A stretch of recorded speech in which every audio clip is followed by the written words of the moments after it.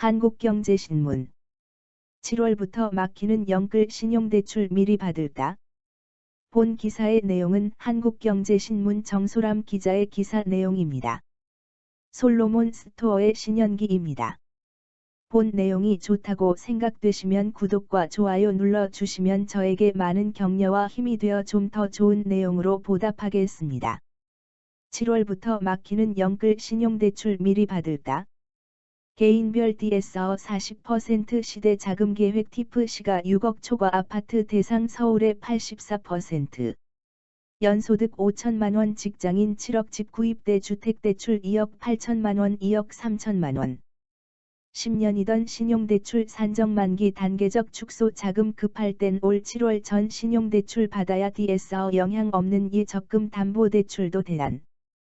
정부가 지난달 말 발표한 가계부채 대책에 따라 총부채 원리금 상환 비율 DSR 규제가 오는 7월부터 단계적으로 강화된다. 내 집 마련을 위해 영끌, 영혼까지 끌어모으는 식 대출을 계획했거나 마이너스 통장 등 신용대출을 사용 중이던 금융소비자 모두에게 타격이 불가피할 전망이다. 주택담보대출과 신용대출 모두 한도가 크게 줄어들 수 있는 만큼 자신의 소득에 맞춰 대출 시나리오를 점검하고 미리 자금 계획을 세우지 않으면 낭패를 볼 수 있다는 지적이다.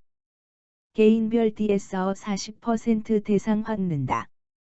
우선 내 집 마련이 필요한 소비자라면 규제 대상 주택과 소득에 따른 대출 한도를 살펴봐야 한다.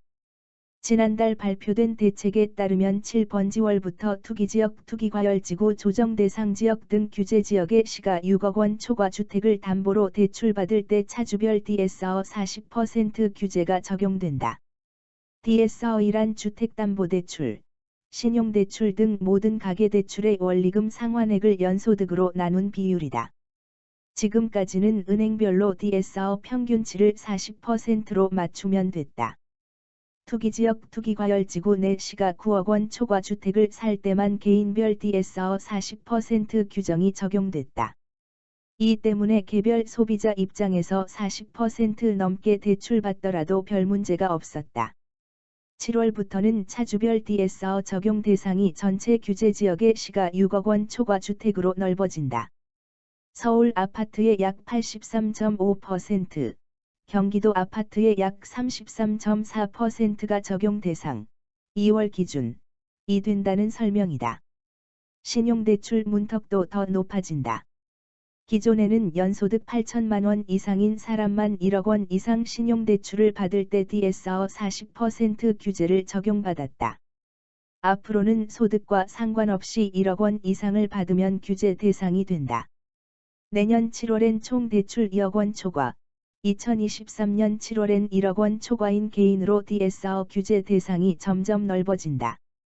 여기에 일률적으로 10년을 적용 중인 신용대출의 DSR 산정 만기도 올해 7월 7년, 내년 7월 5년까지 단계적으로 축소된다.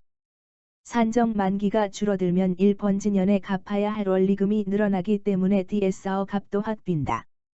금융당국 관계자는 장기 신용대출은 원금의 40% 이상을 분할 상환하는 경우 실제 만기를 인정해줄 계획이라며 DSR 기준을 넘지 않으면서 대출 한도를 키우려면 장기적으로 나눠 갚는 구조의 대출을 택하도록 유도하는 취지라고 설명했다. 집 살 때 대출 한도 줄어든다.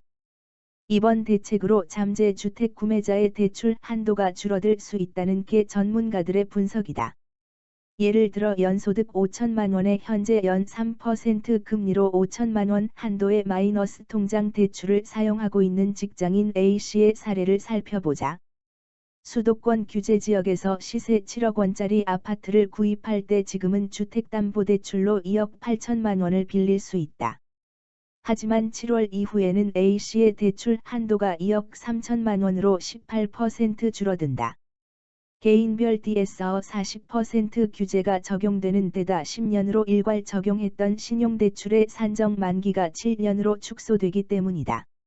내년 7월 이후에는 대출 한도가 더 줄어든다.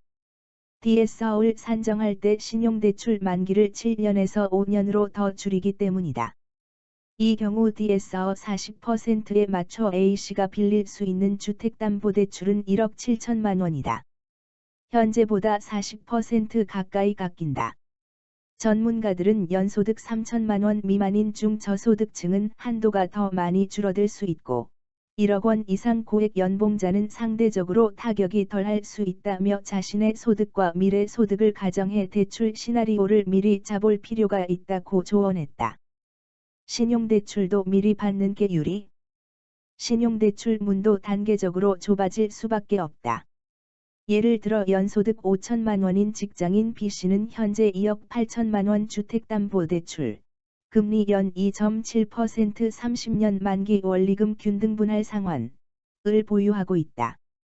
B씨가 현재 은행에서 마이너스 통장을 신청하면 받을 수 있는 한도는 7천만 원, 금리 연 4%이다. 현행 기준으로는 DSR 규제에도 걸리지 않는다.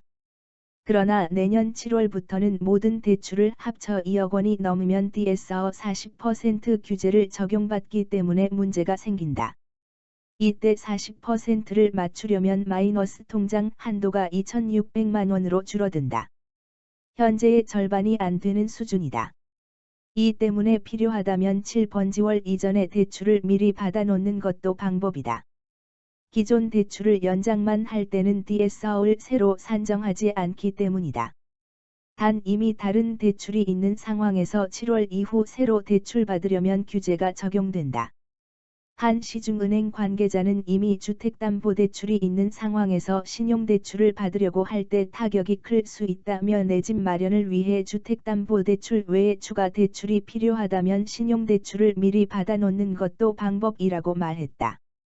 DSR에 영향이 없는 대출을 활용하는 것도 대안이 될 수 있다. 예적금담보대출과 보험계약대출은 DSR 40% 규제 적용 대상에서 예외 조항으로 빠지기 때문이다. DSR 규제가 강화되면서 줄어든 대출 여력의 차이를 예적금담보대출과 보험계약대출로 메울 수 있다는 얘기다. 단 각각 예적금액의 95%, 보험 해지환급금의 95% 선에서 대출이 나온다는 점을 감안해야 한다. 예적금담보대출 만기는 예적금 만기 시점과 같다. 본 내용이 좋다고 생각되시면 구독과 좋아요 눌러주시면 저에게 많은 격려와 힘이 되어 좀 더 좋은 내용으로 보답하겠습니다. 솔로몬 스토어의 신현기입니다.